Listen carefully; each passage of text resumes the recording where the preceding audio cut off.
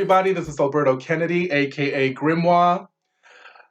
This video is a bit serious, but I want to share it with you guys because I touch on all manner of occult, psychic, spiritual topics. I'd be remiss if I didn't end this year, by the way, Happy New Year, if I didn't end 2018 with a bang. So this video is going to be talking about possession and exorcism. I'm going to jump right in because there's a lot of info. What is possession and exorcism? Well, simply put, possession is when a foreign consciousness or inhuman entity or other entity takes over your body. And when they take over your body, this possession is not just physical. It's spiritual, mental, emotional, psychic. It's on all levels, on the inside and out. It's a domination.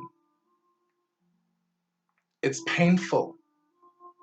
It hurts on the inside as well as the physical body because there's a toxic energy, living energy, a sentient energy inside your body, mind, spirit, soul, the whole thing. So it infiltrates the spiritual and the physical, emotional, mental, psychological, on all levels. Exorcism is the process of removing that consciousness, that entity, that inhuman presence from a person, place, or thing. Now, let me give you some information about possession and exorcism. The condition of possession and the rituals of exorcism has always existed since before the earliest civilizations and their religions.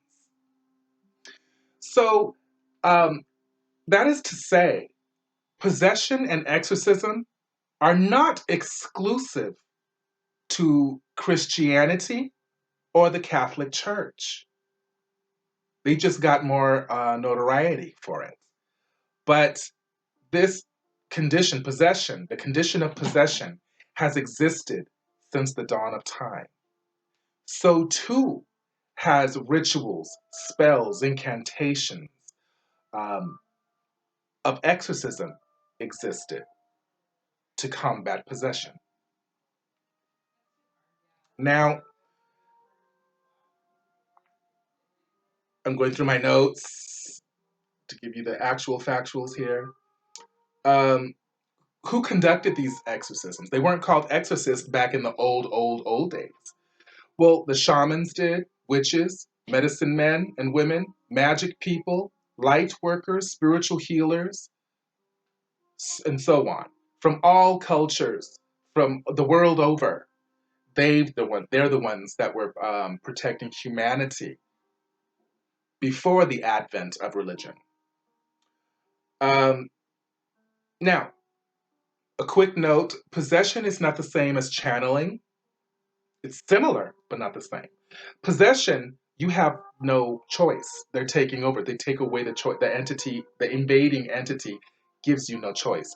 It takes over and refuses to leave, and it's not for your benefit. It's not to heal you, help you, or those around you. It's to corrupt you, kill you, feed on you from the inside out, from the spiritual to the physical. Channeling is different. Channeling is when it's a mutual connection between an entity and yourself. And that entity and you are on the same page as to what is the goal of this union. And that union, channeling is a union between an entity, preferably a benign entity, good entity, and yourself. Or when psychics channel a spirit, when they channel a spirit, that's okay. That's acceptable because no one's being harmed. Also, I need to tell you, possession is convoluted because there's all kinds of different forms of possession. A benign possession. There are actually good possession.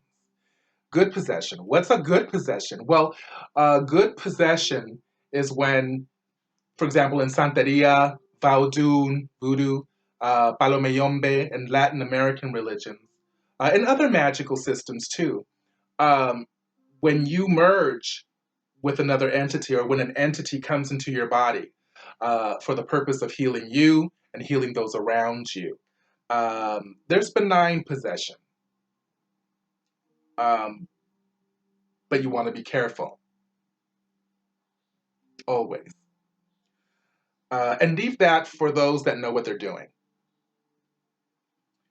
Um, why do some entities possess people? I mean, what's their problem, right?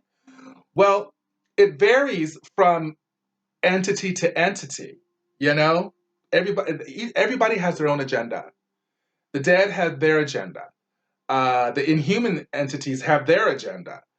Much more sinister agenda, excuse me. Insidious and sinister agenda. I love those words. Sinister and insidious agenda in humans. But they do have there's some commonalities that overlap.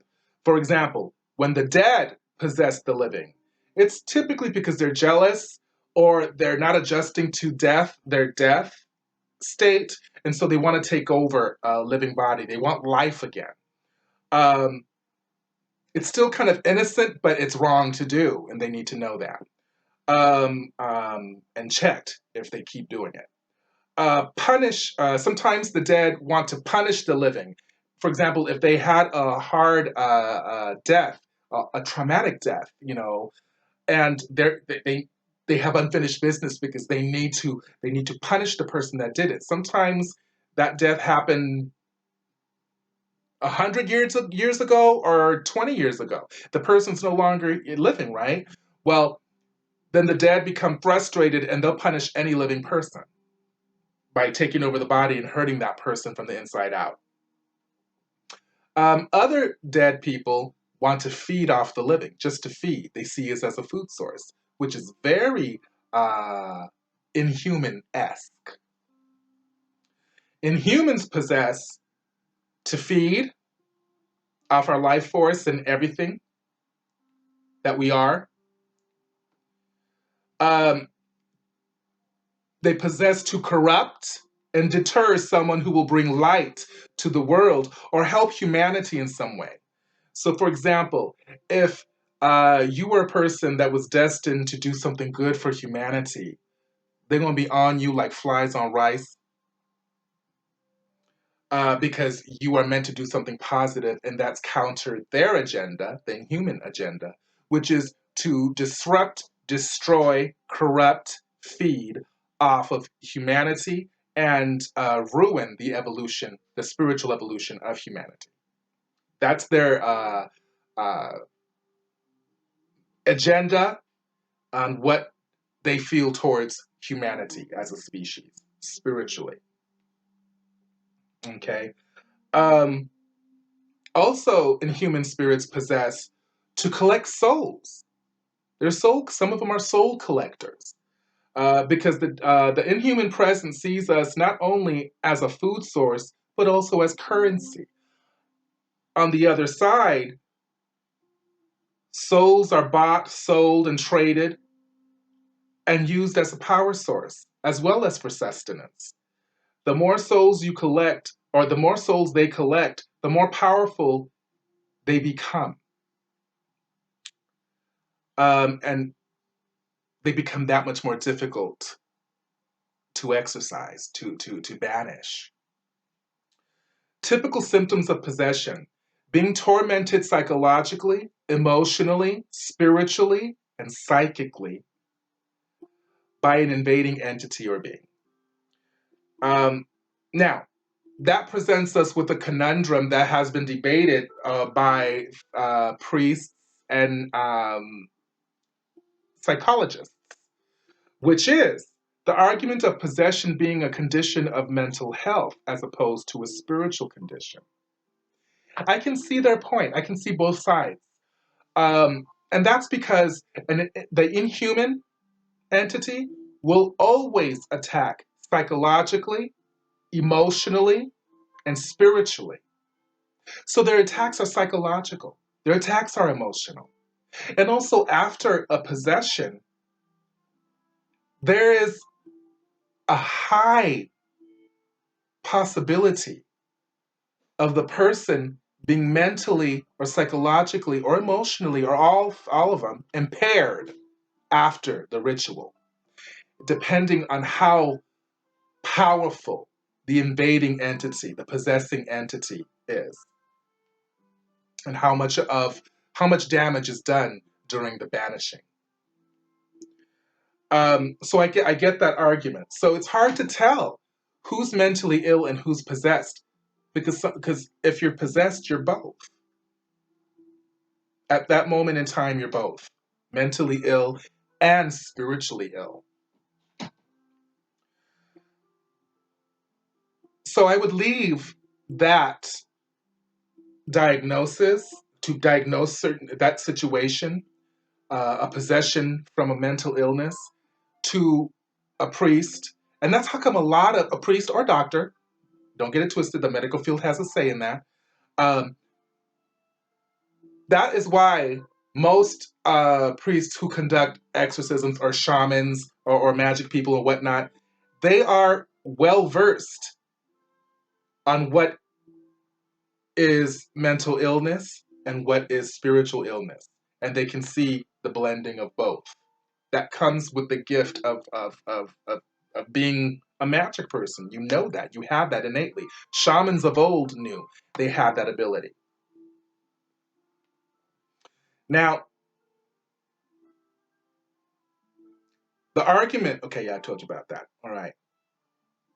An inhuman attack will be first on a psychological, emotional, and spiritual level before it becomes physical. It breaks you down by wreaking havoc in every facet of your life.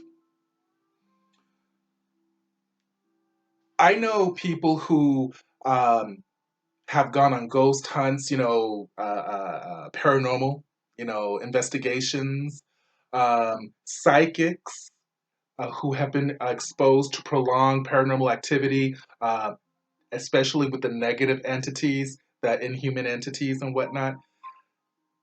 That stains you if you don't cleanse yourself periodically. That they get in.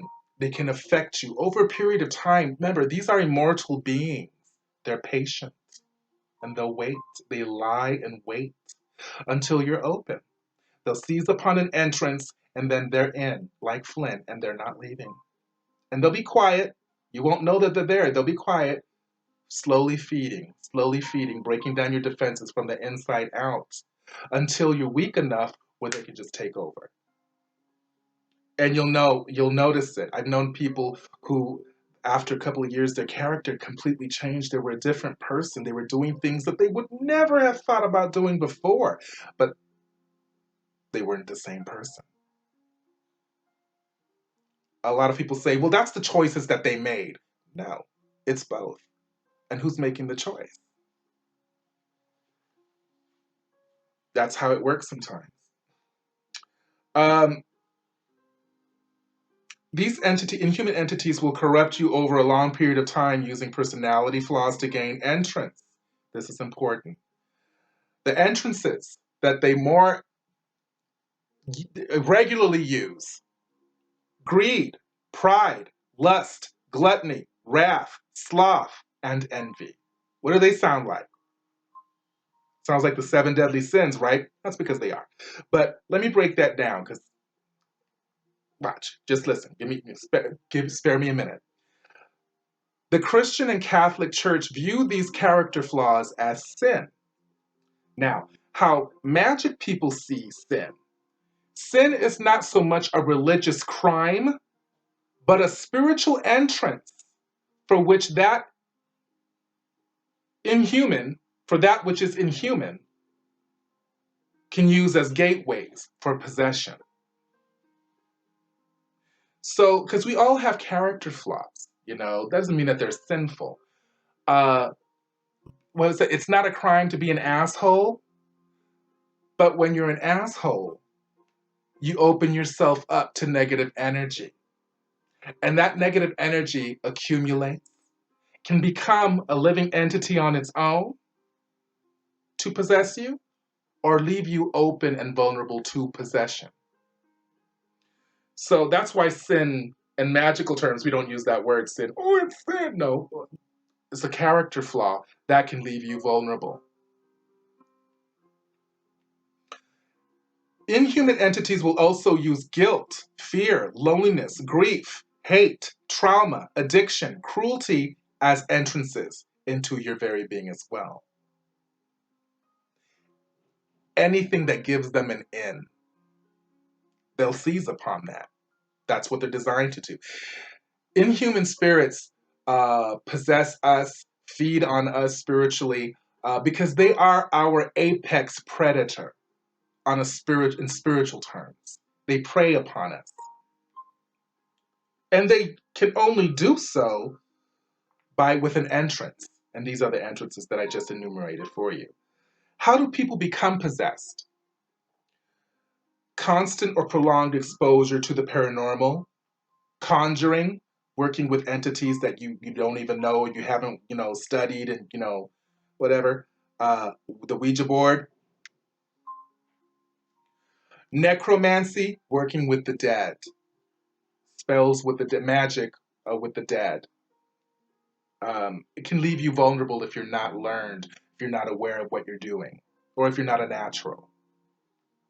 I know that sounds so stuck up. I'm sorry when I say, "Oh, they're not a natural. They're learned, or they're book learned." I know some book learned witches that are like crazy that I wouldn't want to mess with.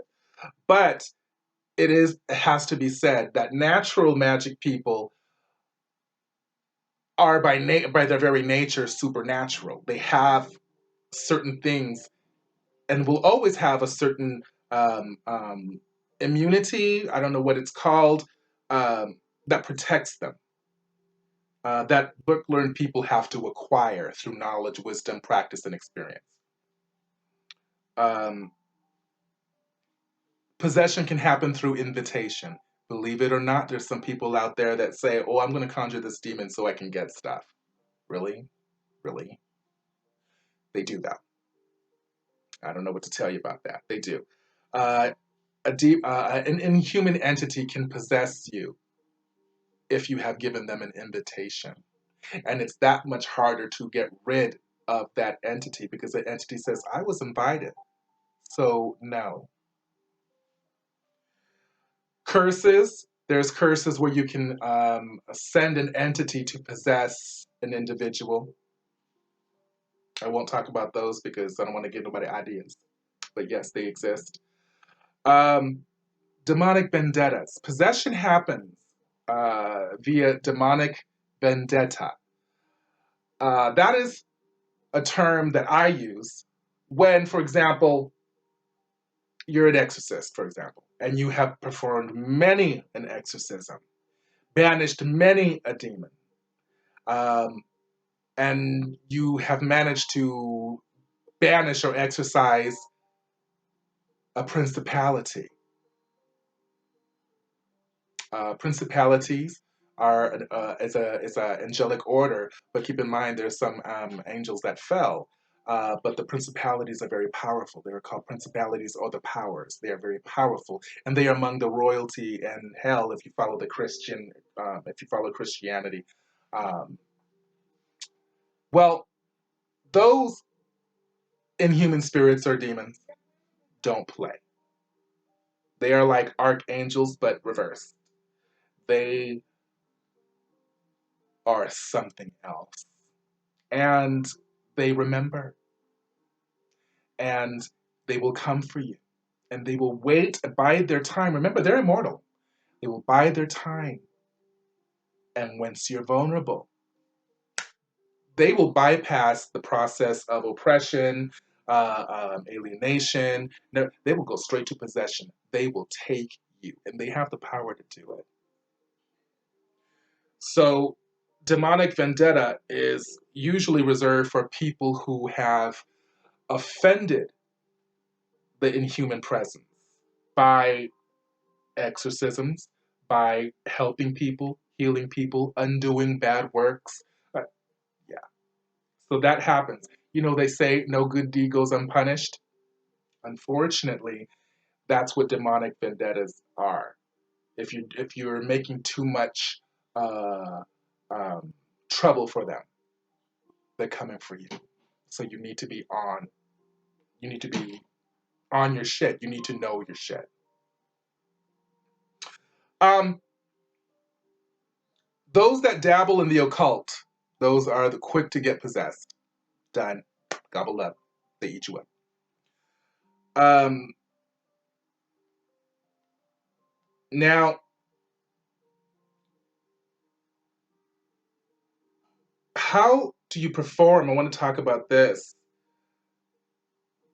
The ritual of exorcism is, as I stated, expelling an entity from a person, place, or thing.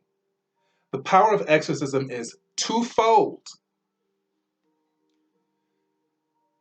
Number one, it's a psycho-religious shock therapy. And you're going like, what? Psycho-religious shock therapy? What the hell is that? Let me break that down. It's psychological and religious in nature, the exorcism.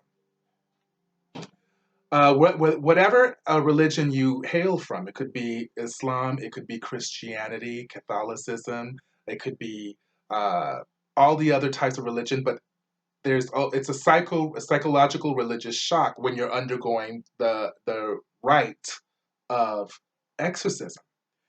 The shock occurs when undergoing the process of exorcism because when you're listening to the religious scripture being recited or incantation, witnessing symbolic acts, empowered, ceremonially, charged, or blessed symbols, i.e., burning sage, herbs, holy water, crosses, feathers, talismans, animal sacrifices in some religion during an exorcism. Um, all of that shocks the person, going through it, witnessing it. Also, when you use the word of God, the name of God, whatever religion you're coming from, remember, not just Christianity, but any religion that's performing the exorcism. The names of God are used to denote higher power and is only important because it helps the person possessed and the exorcist consciously connect with it and channel its power and presence for the exorcism ritual to be successful. That's one. Number two, faith. Okay. I know what you're going to say. Oh, here he comes. You're going to preach. You're going to preach. No, no, hold on. It goes, the power of faith doesn't lie in simply believing in a higher power or religion, but in our relationship with that higher power and that religion. So it's not sufficient to perform an exorcism on faith alone. No. You have to have a relationship with your higher power, the premise of that religion. You know, you have to understand it. For example, if you have faith in someone, you are more apt to believe in that someone. You depend on them. And you have experience depending on them is okay. They never let you down. Um, depending on people is usually easy when you have a healthy relationship with them. That happens when you feel love, respect, and trust for them. And you know that they feel love, respect, and trust for you. That's why you can depend on them, right? Ergo, faith and belief, trust, respect, and love for a higher power is what you use when you're exercising an entity from a person, place, or thing. Um, if you don't have the capacity to have faith, believe, trust, respect, or love a higher power, you have no business doing an exorcism. Game over. Okay, I'm sorry, but I had to be said. You can't. You can't. If you're an atheist, you don't belong having it. You can't be doing an exorcism. I mean, that doesn't make any sense. That's plaids and stripes. take several seats, go home. Not because you're an atheist, but because you don't have the prerequisite ingredients to conduct this ritual. And you shouldn't be conducting rituals anyways. You don't believe in it. Just saying. I'm sorry, my phone locked on me. Hold on one second. Okay. All right. And so, yeah, take several seats. That's what I said there. Okay, good. Here, invoking a higher power, you have to have, like I said, the ingredients for that: faith, belief, trust, respect, and love.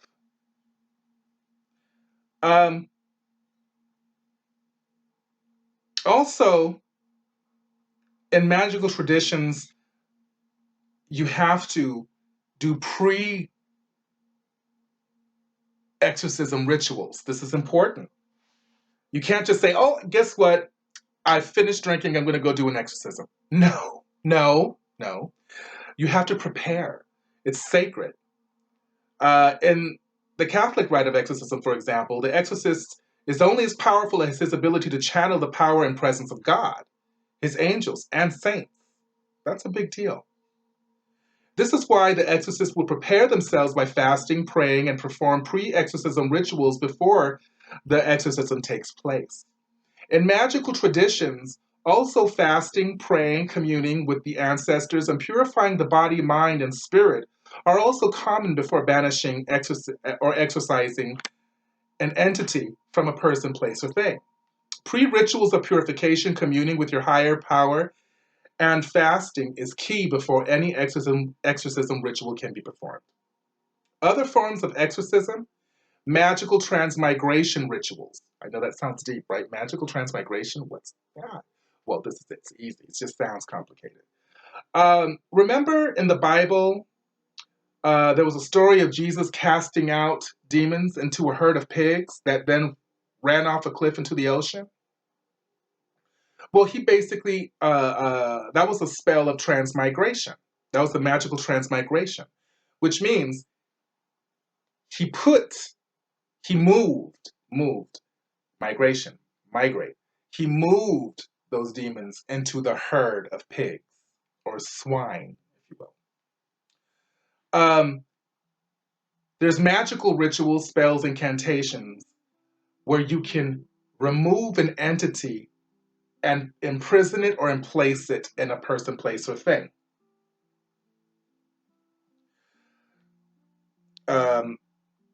That's what happened, for example, with the Dybbuk box. They're going like, how is this demon connected to this box? It's not connected to the box. It's imprisoned in the box. It's linked to the box. It possesses the box.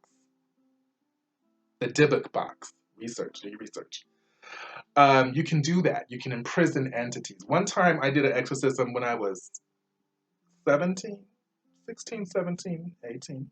When I was learning, and I imprisoned a demon in a jar and I threw it in the ocean. Maybe not the best idea, but I was learning, but I did it. That's transmigration. That's a transmigration spell. You move it somewhere else. You relocate it. You can invoke a higher power to intercede on your behalf and on the behalf of the person being possessed. That's the Roman Catholic Church. You're asking God or Saint Michael to help you in removing the entity, the demon. There is banishing, sending it back to its origin, or sending it somewhere else, removing it and telling it to leave, go somewhere else. Kind of like what bartenders say, you don't have to go home, but you can't stay here. The hell out. You can do that. And there's obviously magical incantations, spells, and your own power. Remember the faith thing I told you about. Exorcism is not the power of religion, but the power of faith and belief of a higher power, which has dominion over the possessing entity. The more knowledge, faith, and love you have toward a higher power, the more weaker the invading or possessing entity becomes and loses power over the person, place, or thing being possessed. How do people become possessed? Constant or prolonged exposure to the paranormal. I went through that. Okay. My spirit just told me, you said that. Yes, I did. To conclude, there are forms of low-grade possession or lesser possessions. They're called attachments, when an entity is attached to you. Negative energy can possess you, believe it or not. Negative energy.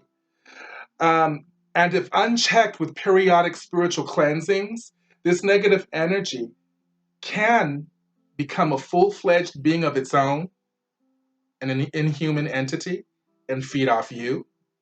Or it can attract an inhuman or demonic influence to possess you. Negative energy over a period of time can and will become sentient, a living being, conscious. Our own inner demons, believe it or not, our own inner demons can become living entities that can cause us harm and harm to those around us. Remember, if we're being harmed by something paranormal, anybody in direct contact with us or around us will be harmed as well. They're not safe. Our negative behavior, choices, actions, non-actions, feelings, undealt with past traumas, fears, guilt, and negative emotions and thoughts, all of them give off psychokinetic energy, which can and will become sentient, living conscious entities that feed on us, growing stronger until they possess us. This is what happens when you don't do spiritual cleansings regularly. Periodic spiritual cleansings and meditation helps to defend us from low-grade possessions. So I conclude with this. Have faith in yourself, in something higher and bigger than yourself, if you can. Especially if you are in the business of helping people. You're going to know that that's just the best advice I can give you if you're in the field of working magic. Have faith, love, trust, respect for a higher power. And that's a part of you because your faith, that higher power you have faith in, is a part of you. All right, well, that's what I have in terms of possession and exorcism. I hope this information finds you well. Happy New Year to all of you. I hope to see you all in 2019. And I'm just trying to bring light to dark places. And I hope I have with this video. Send me a like, subscribe to my page, all that good stuff. Let me know what you think. All right. This is Grimoire signing out. Bye.